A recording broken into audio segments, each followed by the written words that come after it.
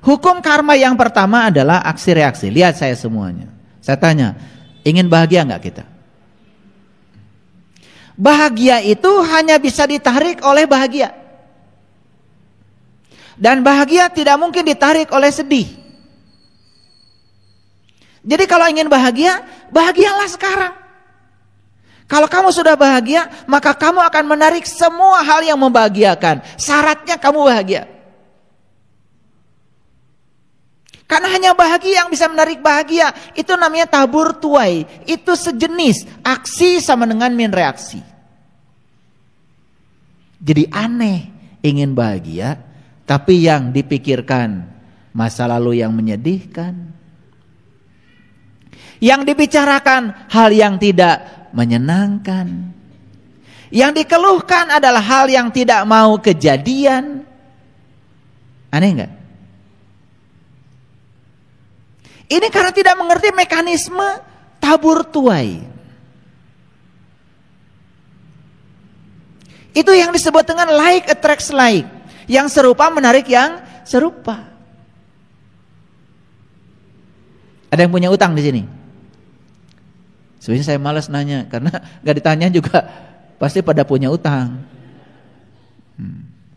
Cuman ini supaya kelihatan tanya jawab aja.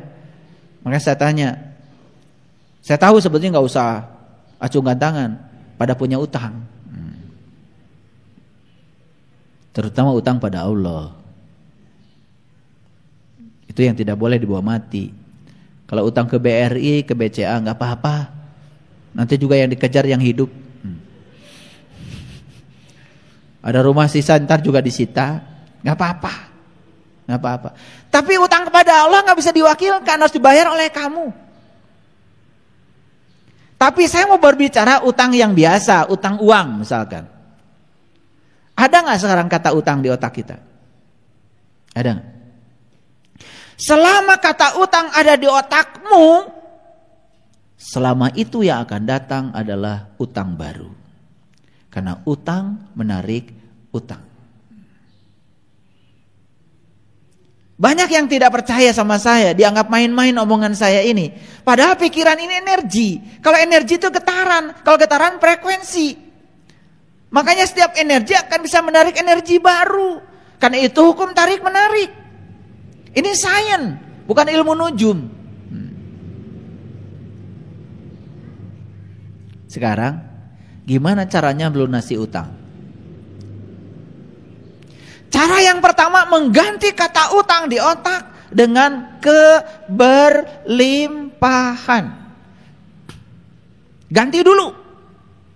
Ganti kata utang di otakmu dengan keberlimpahan. Keberlimpahan akan menarik keberlimpahan. Kalau berlimpah utang lunas, tabungan nambah. Ini hukum tarik menarik. Makanya yang suka ngomong hidup adalah susah dan penuh perjuangan. Kalau di otakmu itu yang ada, maka susah akan menarik susah. Perjuangan akan menarik perjuangan. Jadi hidupnya itu selalu saja susah dan penuh perjuangan. Ingin teh manis saja susah dan penuh perjuangan. Coba. Makanya mengubah nasib adalah mengubah pikiran. Makanya syarat pertamanya apa? Ganti kata susah dengan mudah. Pernah perjuangan ganti dengan menyenangkan. Coba ganti di otakmu dengan hidup itu mudah dan menyenangkan. Percaya sama saya, kalau sudah diganti kata di otaknya, like attracts like. Itu namanya tabur tuai. Ini mekanisme semesta itu seperti itu. Cuman kita nggak ngerti, mengubah nasib malah kerja keras. Saya lihat itu ada di WA grup kita itu, pejuang subuh. Ya Allah. Siapa tuh orangnya? Pengen kenal saya itu. Pejuang subuh. Berarti dia subuh aja harus berjuang. Artinya bangun saja penuh perjuangan kan repot. Betul nggak? Hati-hati dengan kata-katamu. Like attracts like. Paham? Yang kedua, mekanisme karma bekerja itu adalah menurut aturan penciptaan. Siapa sang Maha Pencipta? Pikiran kita. Oleh karena itu maka kita harus ikut berpartisipasi dalam mengkreasi proses penciptaan yang baik. Itu yang disebut dengan mengubah nasib. Aturan karma yang ketiga adalah kerendahan hati. Karena apa? Perhatikan saya. Sepanjang kita menolak yang tidak kita inginkan, maka yang tidak diinginkan akan datang berulang-ulang sampai kita bisa menerimanya. Itu. Aturan yang keempat, karma ini ada sebagai proses edukasi untuk bimbingan agar kita bertumbuh. Bertumbuh berarti berubah. Siapa yang tumbuh? Yang tumbuh itu jiwa. Tumbuh apanya? Tumbuh kedewasaannya.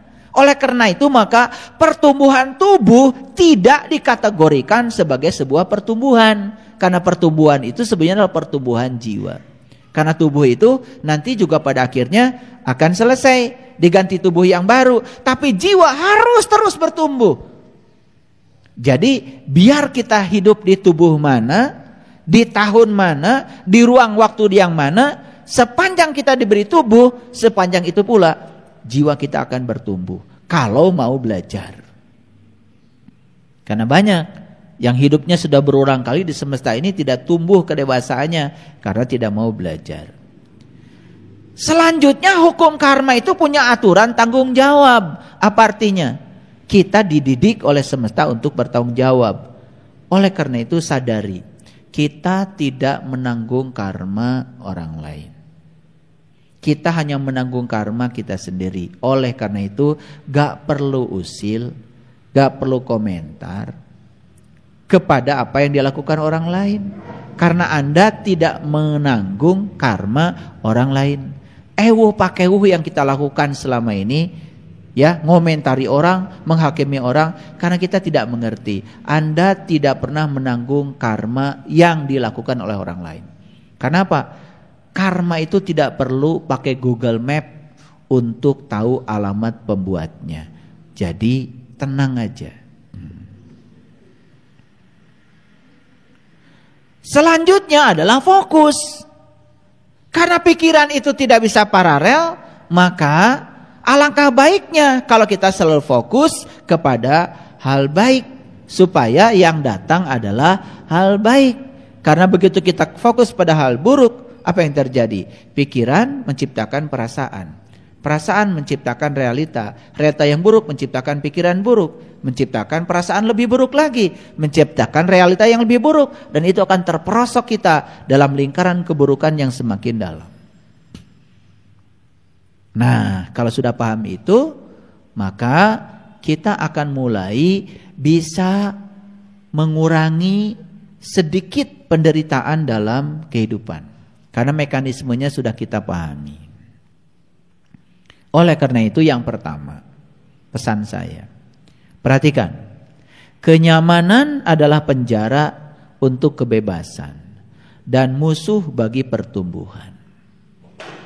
Jadi orang yang senang dengan kenyamanan berarti sebetulnya dia sedang memenjarakan dirinya untuk tidak mengalami pertumbuhan. Karena kenyamanan adalah musuh bagi pertumbuhan. Jadi oleh karena itu kalau ingin tumbuh berarti kita harus keluar dari zona nyaman. Hati-hati keluar dari zona nyaman. Karena apa? Banyak yang tidak siap. Kenapa tidak siap? Tahu jawabannya? Kalian sudah terbiasa untuk nyaman ketika mendapatkan yang diinginkan. Dan langsung sesaat tidak nyaman ketika mendapatkan yang tidak diinginkan. Padahal pertumbuhan hanya akan terjadi saat kita mendapatkan yang tidak diinginkan. Ulangi. Pertumbuhan jiwa hanya akan terjadi justru saat kita mendapatkan yang tidak diinginkan. Jadi orang yang selalu siap menerima yang diinginkan saja berarti dia siap mati. karena jiwanya tidak akan tumbuh.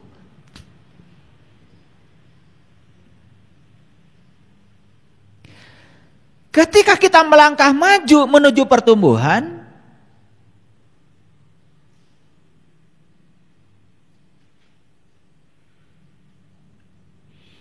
pilihannya cuman itu saja, daripada kita melangkah mundur ke tempat yang aman. Melangkah mundur ke tempat yang aman berarti kita membunuh diri kita. Melangkah maju ke tempat pertumbuhan berarti kita sedang mengizinkan kita tumbuh. Tetapi di tempat yang itu, di situ ada zona tidak nyaman. Tetapi itu tumbuh. Pilih mana? Pilih mana?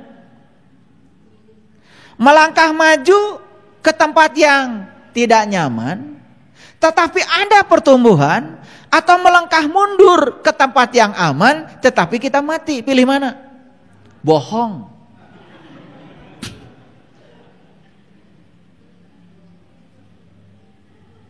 Bohong. Yang terjadi nggak begitu.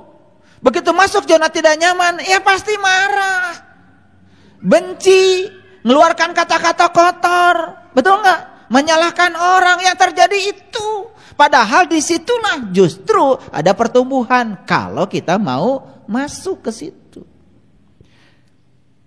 Karena pertumbuhan hanya terjadi di zona tidak nyaman. Makanya pertanyaannya, mau melangkah maju ke zona tidak nyaman tapi tumbuh, atau melangkah mundur ke tempat yang aman tetapi tidak tumbuh? Pasti jawaban kamu yang kedua. Yang pertama maksud saya. Kenyataannya yang kedua, maksudnya begitu.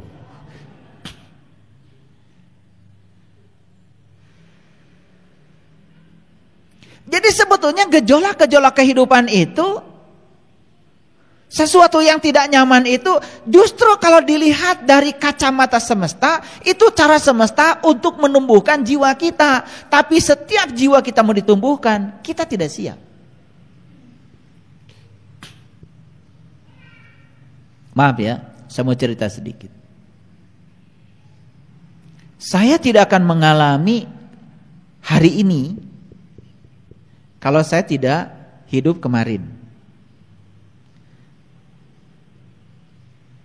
Tuh.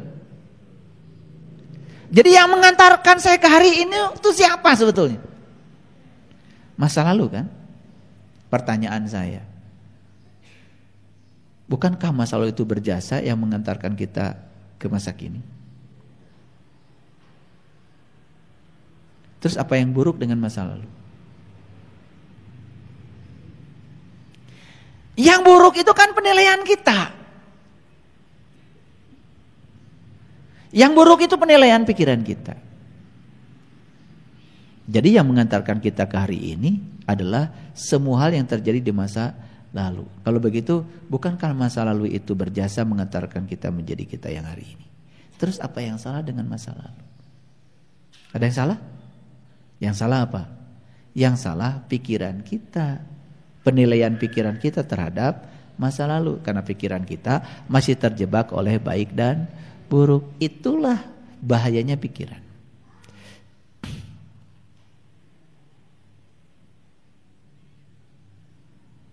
Oleh karena itu, manusia memerlukan 4 pelukan sehari untuk hidup. Memerlukan 8 pelukan sehari untuk kesehatan. Dan perlu 12 pelukan sehari untuk pertumbuhan.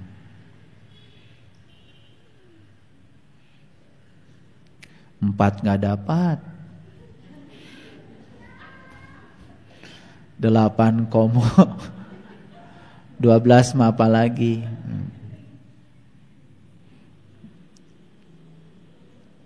Jadi ternyata 12 pelukan sehari itu membuat jiwa tumbuh. Jadi saya wajar kalau kalian gak tumbuh-tumbuh jiwanya, kurang pelukan.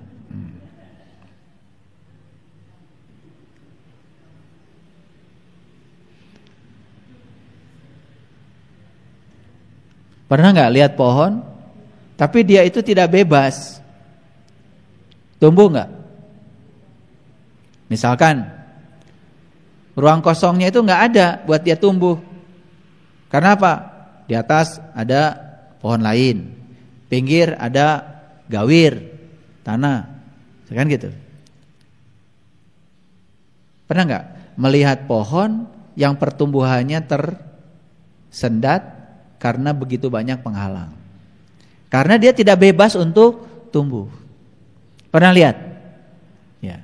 Saya habis nanam kopi sama Kang Ujang di Jelekong, di Gawir. Nah, di taman kopi di sini, tapi di sini ada tanah. Kan saya nyuruh pegawai di sana, tolong ya dilingkari tanahnya supaya dia bisa bebas tumbuh. Jadi ternyata syarat untuk pertumbuhan itu harus ada kebebasan. Pohon saja kalau tidak ada kebebasan tidak tumbuh. Yuk kita sadari, selama ini kita tidak sadar sering memenjarakan diri sendiri, bahkan membajarkan orang lain supaya mengikuti pikiran sempit kita. Dan hati-hati, itu yang membuat kita tidak tumbuh.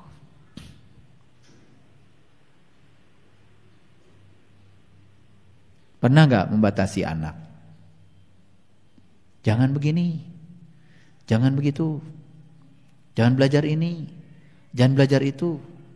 Betul gak? Ya. Naik motor, jangan. Naik mobil, jangan. Bisa cilaka. Betul gak? Mau kerja, jangan. Bisa loba duit.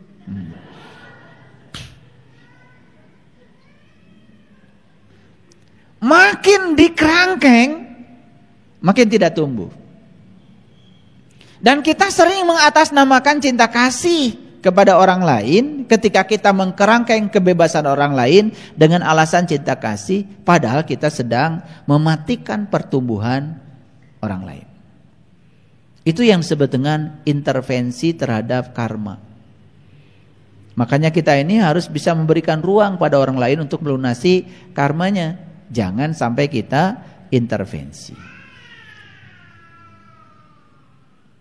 Oleh karena itu maka kita tidak bisa berada dalam mode bertahan. Kita harus berada di mode pertumbuhan kalau ingin tumbuh.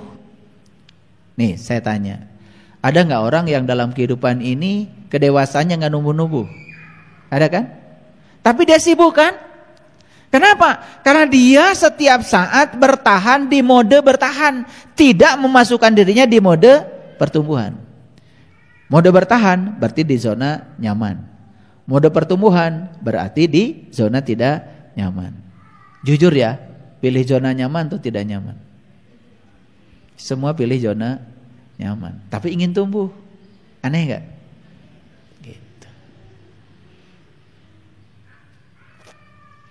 Ingin tumbuh tetapi memilih untuk ada di zona nyaman. Tahu artinya zona nyaman? Kita berada di situasi yang kita ingin, dan kita melarang diri kita memasuki situasi yang tidak kita ingin. Itu.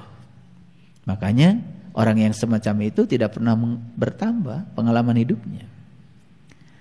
Tidak semua pertumbuhan itu perubahan. Seperti halnya tidak semua pergerakan itu kemajuan. Jadi jangan menganggap setiap perubahan itu adalah pertumbuhan. Belum tentu. Karena setiap pergerakan juga belum tentu kemajuan. Dan oleh karena itu, bagaimana siasatnya supaya setiap perubahan itu adalah pertumbuhan? Kan pohon bisa saja berubah, ya tak? Asalnya sudah bagus, tapi kemudian jadi layu, kan berubah juga. Dan itu bukan pertumbuhan. Setiap perubahan jangan dikategorikan pertumbuhan, karena setiap pergerakan juga belum tentu kemajuan.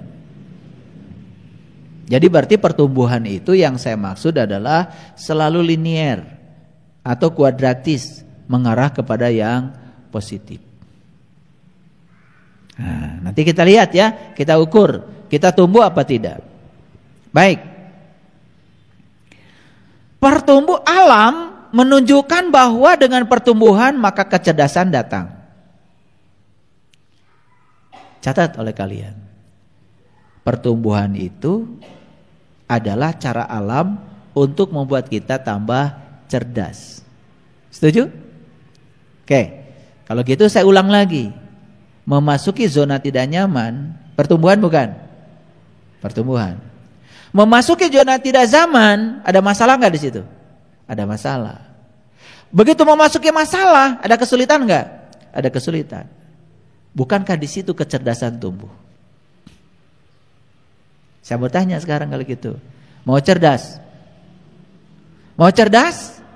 Nah, syarat cerdas itu harus membiarkan diri kita di mode pertumbuhan. Berarti kalau mengizinkan diri kita di mode pertumbuhan, izinkan kita berada di zona yang tidak nyaman. Kan di situ ada masalah dan kesulitan. Di situ cara semesta menumbuhkan kita. Sekarang saya tanya lagi. Faktanya, kita kan ingin bertahan di zona nyaman. Tapi kalau ditanya ingin cerdas, ingin. Itu yang menyebabkan kecerdasan kita stagnan, tidak naik-naik. Karena antara keinginan dengan fakta berbeda.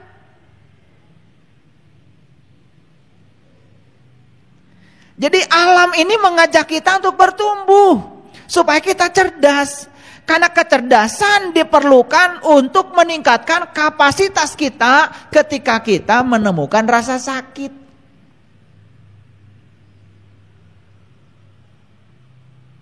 Ngerti? Gini saya kasih tahu, sederhana. Pernah ada cerita tabung gas meledak? Oke. Kenapa? Ruangnya sempit.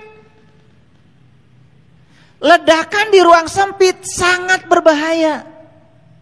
Makanya tim gegana dari Polri kalau menemukan bom yang mau diledakkan oleh teroris, karena oleh tim gegana dibawa dulu ke tempat yang lapang.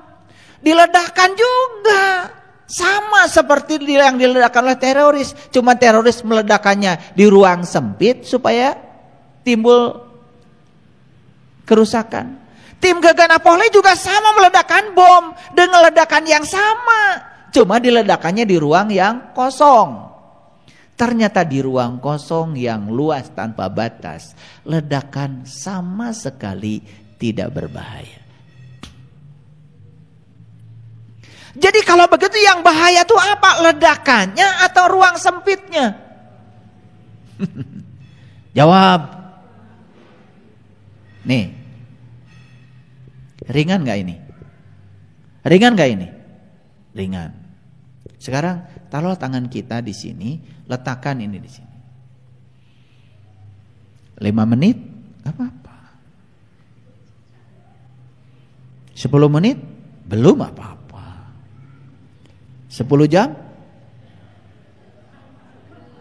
10 hari? 10 bulan?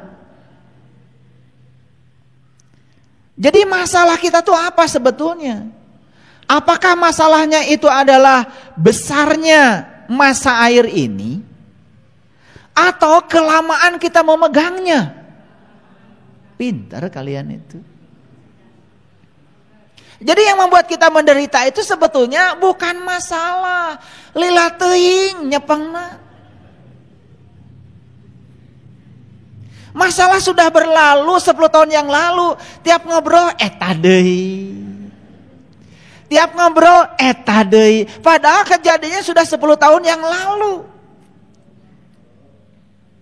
Jadi sebetulnya masalah besar kita itu bukan masalahnya, tetapi kita menggenggamnya terlalu lama.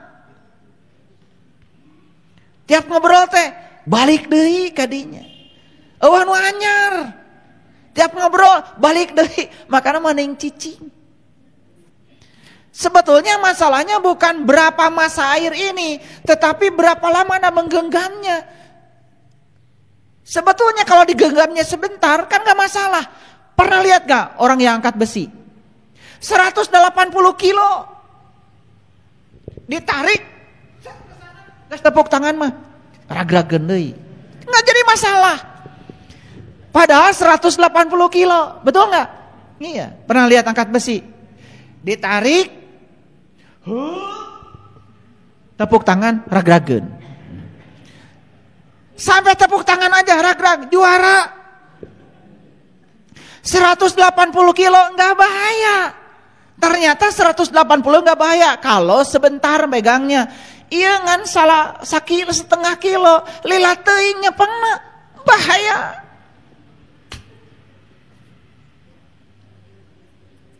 Makanya itulah kita sering mengizinkan kita tuh balik deui ke masa lalu, balik deui ke masa lalu. Karena kita sendiri yang memegangnya terlalu lama, itulah sumber penderitaan kita, sekaligus sumber neraka kita. Mengingat masa lalu itu penting, bagus, kalau itu ilmu. Tapi kalau mengingat kejadian yang sudah berlalu dan itu menyedihkan, gak penting amat. Karena itu akan membuat kita selalu sakit.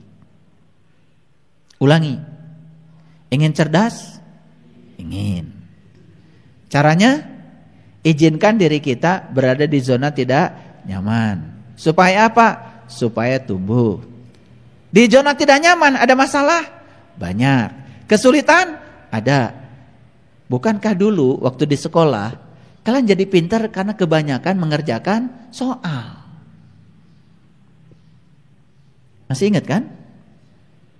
Kalian sudah belajar matematika, kan sama guru matematika dikasih soal, 100 soal. Ketika mengerjakan soal jadi mulai pintar kan? Soal itu apa? Kan soal itu masalah. Makin dibanyakin masalahnya, itu adalah cinta kasih guru pada siswa, supaya siswanya cerdas. Jadi cara semesta menyayangi kita itu dibanyakin masalahnya, kalau kamu mau. Makanya izinkan dirimu di zona tidak nyaman supaya tumbuh, kan disitulah masalah ada. Cerdas bukan? Nah, awas ini dicatat sama semesta. Selesai dari sini kalian pulang ke rumah langsung diproses. Saya doakan ya. Awas, yang doa saya ini. Saya doakan kalian cerdas, ya kan? Berarti doa saya kalian setelah ini masuk zona tidak nyaman. Ingat itu. Ketika masuk zona tidak nyaman, ingat saya. Oh, ini sedang dicerdakan oleh semesta. Ingat itu, sadar, sedang dicerdaskan. Itu cinta kasih semesta. Gak ada yang buruk. Gak ada yang buruk. Nah, begitu cerdas, apa yang terjadi? Kapasitas kita untuk menampung rasa sakit itu menjadi besar. Akibatnya apa? Rasa sakit menjadi tidak bahaya dan tidak menyakitkan karena kapasitasnya besar. Jadi ledakan hanya berbahaya kalau ruangnya sempit. Makanya dalam fisika proses meledaknya sesuatu disebut proses isohorik. Nah, isohorik itu artinya apa? Volume konstan. Suatu proses yang berlangsung di mana volumenya konstan itu namanya isohorik. Perhatikan, ruang bakar mesin mobil itu tidak pernah membesar. Begitu ada bensin dikompresi di ruang bakar, karena prosesnya isohorik, ledakannya luar biasa. Itu yang menyebabkan ya piston terdorong dan memutarkan ban. Pernah dengar nggak? Ada truk di jalan tol meledak bannya. Pernah? Kenapa? Dia bergesekan terus dengan jalan, terjadi transformasi kalor dari jalan ke ban, kemudian terjadi peningkatan tekanan, sementara volume ban kan tetap. Disitulah terjadi ledakan. Jadi ledakan itu terjadi karena apa? Energi terus bertambah, volume tidak bertambah. Jadi itulah terjadi ledakan. Gelo, depresi, stres, akibat apa? Masalah tambah banyak, kapasitas untuk menampungnya tidak pernah berubah. Ngaji ente, belajar kesadaran tidak, akibatnya apa? pengetahuan eta-eta keneh, ari masalah tambah loba, kapasitas tidak bertambah, cerdas mah komo teu nambah. Apa yang terjadi? Ya udah, gelo. Jadi sebetulnya gelo itu akibat dari kapasitas tidak pernah bertambah. Jadi sebetulnya yang menyebabkan orang depresi itu sebetulnya bukan masalahnya. Kapasitas dia untuk menampung masalah tidak berubah. Itu sebetulnya. Itulah pentingnya kita ketemu seperti ini, belajar tentang kesadaran. Setiap ketemu saya kapasitas ditambah. Begitu ada masalah gak kerasa. Karena kapasitas nambah terus. Bayangkan masalah tambah banyak, kapasitas tidak dirubah. Terjadi proses isohorik, ledakan tidak bisa dihindarkan lagi.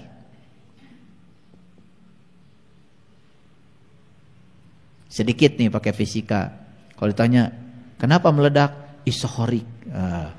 Gitu, kan keren kan? Volume tetap, ya kan? Volume otak tetap, pengetahuan tetap, kan gitu. HT tetap, tidak lapang. Ledakan tidak bisa dihindari. Gelo. Karena apa? Karena di situ kita membatasi diri. Makanya orang-orang yang selalu meluaskan kapasitas dirinya, menambah pengetahuan, meningkatkan kesadaran, meluaskan dada, memaafkan, sebenarnya dia sedang meningkatkan kapasitas diri. Apapun yang terjadi nggak terasa.